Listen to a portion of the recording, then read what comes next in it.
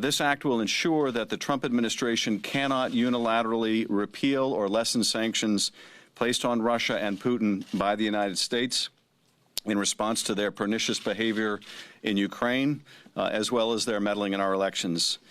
I'm dismayed that such a step is even necessary. These sanctions enjoyed bipartisan support when they were put in place by President Obama, and lifting them without a clear change in Russia's behavior would be nothing more than an appeasement of Putin's destabilizing agenda. Without repercussions. This bill allows the precedent set by the Iran.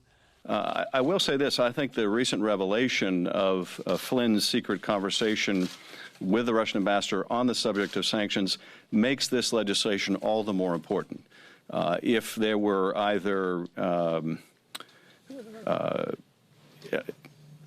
condoned discussions that Flynn had, or he was acting as a free agent, in either scenario, this president should not have the unfettered capability of eliminating Russian sanctions. There are just too many problematic issues concerning this administration and Russia.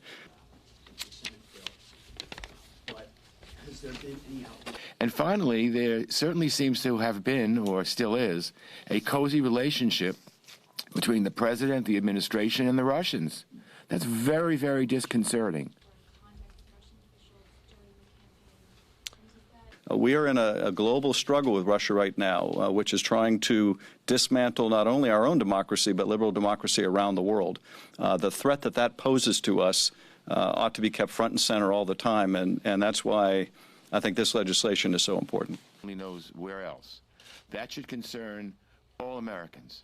Clearly, there are matters of national security import that need to be kept close, need to be kept from public discourse because of the damage that it might cause to the United States of America and to our security.